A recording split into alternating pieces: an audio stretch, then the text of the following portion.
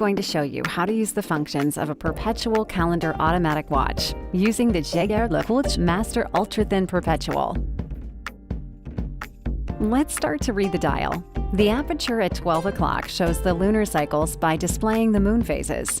The subdial at 3 o'clock indicates the date, the one at 6 o'clock the month, and at 9 o'clock the day, and the small aperture at 7 o'clock indicates the year. The small hand tells the hour, while the long tells the minute, and the thin hand shows the seconds. The small aperture at the center indicates the security zone, the time you should not adjust the watch. A Perpetual calendar has a mechanism that takes into account the length of the current month, like whether there are 28 or 31 days. It also counts the 29th February leap year, so you don't need to adjust it manually. The Master Thin Ultra Thin Perpetual calendar has a power reserve of 38 hours, meaning if you haven't worn your watch for 38 hours, it stops. You'll have to wind it using the crown at 3 o'clock. A few clockwise turns of the crown are enough to set the watch running. Otherwise, it will automatically wind up when you wear it. Let's start by setting the time. Pull the crown to one click and turn it clockwise to the desired time. Then, push the crown all the way in to the position 1. That's it. Between 8 p.m. and 4 a.m., never turn back the hour or minute hands or perform a date correction.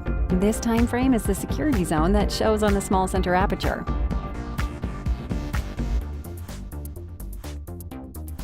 When you travel, you adjust the time according to the time zone. If you go towards the west, for example from Singapore to New York, you turn the hands back.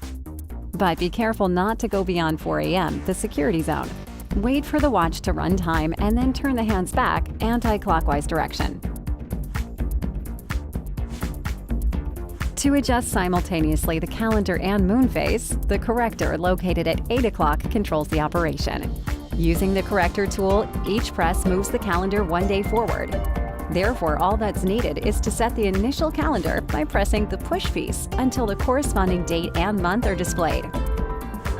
If you move the calendar forward beyond the current date, you can't adjust by moving the date backward because the movement is programmed mechanically. You then have two options. One is to wait for the power reserve to run out. The watch will stop.